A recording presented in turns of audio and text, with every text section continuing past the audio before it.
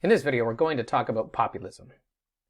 Over the past decade, there's been a lot of commentary and analysis that described a global rise in populism.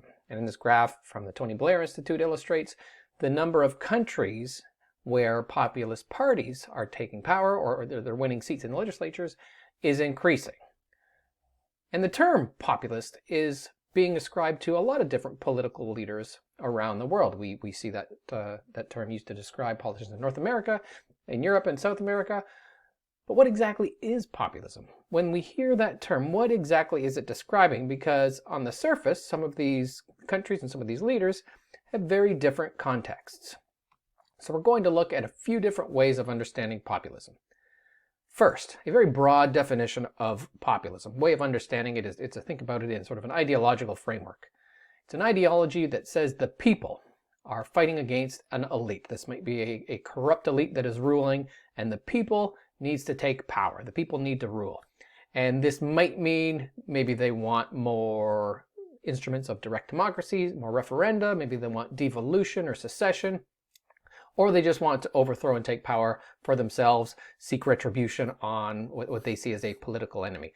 It's a very broad definition of populism, an ideology whereby the party or the politicians are fighting on behalf of the people against a corrupt, dominant elite. In this sense, populism is an ideology.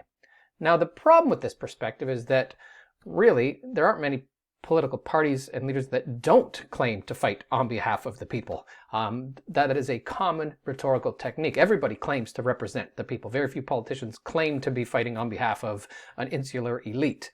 And as such, many of the politicians described as populist themselves come from the elite. Maybe they are media personalities or journalists, or they come from backgrounds of wealth and privilege. Oftentimes, they themselves are coming from the political class. And so they're just really maybe an opposition politician. So populism described this way really catches a lot of different things that might not be truly populist. We can see this again at a finer level of detail when we look at political parties around the world that are described as populist. This is from the Global Party Survey conducted by Pippa Norris and her team. And they plot on this sort of left-right and north-south political axis here populist parties from around the world. And one thing we can see is that they're all over the place. Some of them are very right-leaning, some of them are far left, some of them are extremely authoritarian, others are very libertarian. So to describe these all as populist really ignores the fact that there's really nothing in common between them. So this broad definition catches a lot of things that aren't really related and ascribes that label populism, even though that might not be that accurate. So if it's not populism, in this case, what is it? Well, it could be talking about an anti-incumbency sentiment. Maybe somebody's been in power for a long time and the opposition is referred to as populist. Maybe it's anti-capitalist or anarchist. It could be just a general authoritarian sentiment that wants to punish a certain outgroup or their political opponents. Maybe it's a general sentiment of anti-intellectualism and they're opposed to knowledge-producing professions, like the academy, the academics, journalists, that kind of thing. Or it could just be outright fascism. So a lot of these different things get lumped unfairly into the category of populism. So maybe we need a better definition. A more narrow definition would focus on the specific elements of the political movement. And so, for example, let's take a country. Maybe it's divided between an interior that's lush and agricultural and a coastal area that's home to some trade and maybe tourism in a large capital city. The political system and the economic system is dominated by people on the coast, a minority of the people. Numerically, the population, the most of the population, is spread out throughout the interior in a much more agricultural setting. Now, this context more accurately describes a typical traditional populist movement. You have what's called a market-dominant minority, a numerical minority of the population that controls the economy and controls the political system.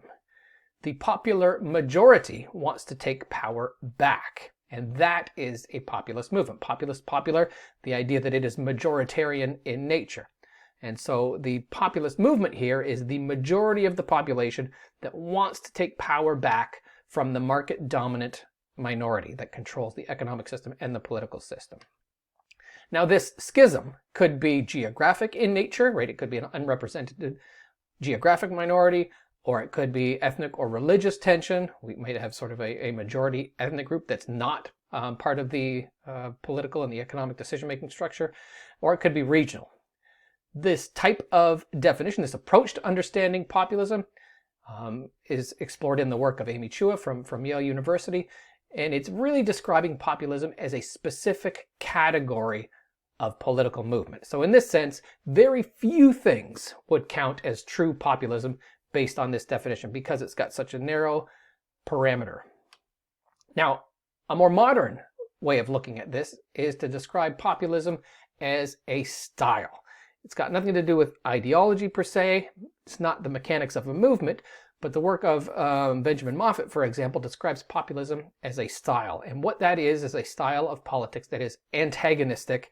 Maybe it's picking conflict with the media or political opponents. It's very performative, not really about substance or policy, but the performance, the rhetoric, and the attitude of the politicians.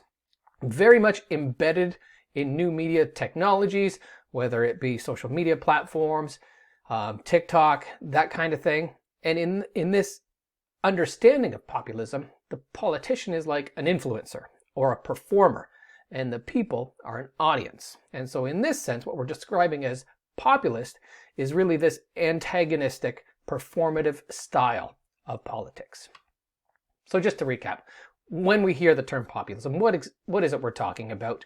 Well, there are narrow and broad ways of understanding populism. In the broadest sense, it is a loose collection of ideologies that has to do with the people trying to overthrow a corrupt elite. But that does catch a lot of different things that aren't necessarily related. It can be a categorical term to describe a very specific type of political movement, or it could be a term that's being used to describe a style of contemporary politics.